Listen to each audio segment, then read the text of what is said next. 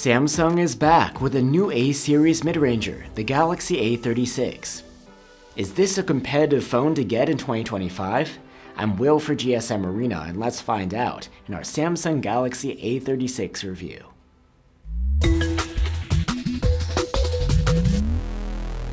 Samsung seems to have honed in on a standard design and feature package for many of its phones, including the Galaxy A30 series. But that's not to say that there aren't any changes here compared to last year. The A36 has a larger screen, a Snapdragon chipset, and a new selfie camera. Plus, there's now 45-watt charging.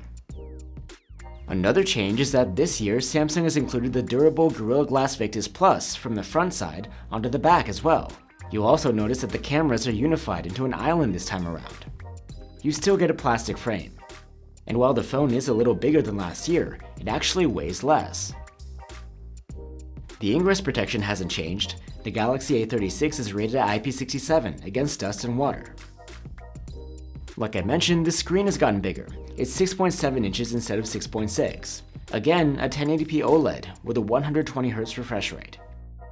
The display has gotten a bit brighter than last year. We measured a maximum of about 430 nits with the manual slider, which can boost to over 1230 in auto mode. The A35 could do just over 1000. Besides that, this screen performs just the same as before. The smooth 120Hz refresh rate is adaptive, able to dial down to 60Hz when the screen is idling to save energy. And the display looks good overall, with plenty of sharpness. There's again no official HDR video support here. The phone has a pair of stereo speakers for your audio, with good loudness. The sound quality is also good, with solid vocals and bass, and okay highs. You can listen for yourself and compare through the link below. The Galaxy A36 has an optical under-display fingerprint reader for biometric input, and is quite responsive. For storage, the A36 comes with 128 or 256 gigs of storage on board, but unlike last year, this is not expandable through microSD. The interface of the phone is Samsung's latest One UI 7 on top of Android 15, and the A36 actually comes with a lot of the software features you'd get on the flagships. What you don't get here are Samsung's DeX and the full suite of AI-based features, but there are still a few on board. For example, there's Google's Gemini AI Assistant, which packs plenty of functionality. There's also AI Select, which can analyze the screen's content in detail and offers actions like grabbing text or photos on screen and creating wallpapers or even GIFs. The Object Eraser is available too in the native Gallery app, and it works okay, but not quite as good as on the flagships. If you'd like to find out more about One UI 7's specific features, you can check out our dedicated video. And notably, Samsung has really extended the software support for its new mid-rangers. The Galaxy A36 will get 6 major OS updates and 6 years of security patches. Rather than an Exynos chipset like we saw last year, the Galaxy A36 uses one from Qualcomm, a Snapdragon 6 Gen 3. There isn't a huge difference actually. In benchmarks, the A36 earns roughly the same scores as its predecessor, except for a minor boost in raw graphics scores. Overall, the phone is far from a powerhouse, but the performance is adequate for the price, and the A36 runs smoothly for daily tasks and light gaming. And as you might expect from a phone with a modest chipset, the A36 doesn't run hot, and it went through our prolonged stress test without throttling. The Galaxy A36 has a 5000 mAh battery, and the battery life is decent, but a bit less than last year's model. In our battery life test, the phone earned an active use score of 11 hours and 38 minutes.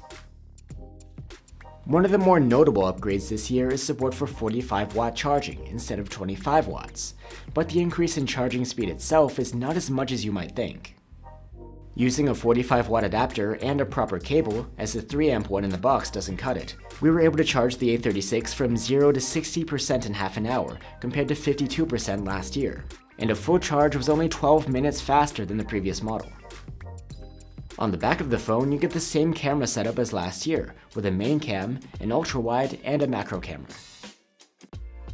There has been a change in the selfie camera though. The new front-facing cam is 12 megapixels. So why not start off with selfies then? This is an upgrade. The image quality is excellent here, with good detail bringing out facial features and nice skin tones. The dynamic range could be better, but it's not a major issue.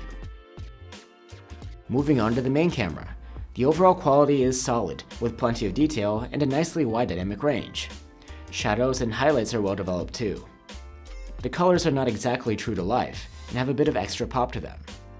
Our main gripe is that the exposure and color rendition can be inconsistent at times, especially if the lighting isn't perfect. The main camera is competent when handling people and faces. Textures and skin tones both look very natural. There's no telephoto cam here, so you'll be using a digital zoom. At 2x, there is a bit more sharpening added, and some surfaces are softer, but the results are still decent. In low light, the A35 uses an automatic night mode, but this doesn't trigger unless it's quite dark.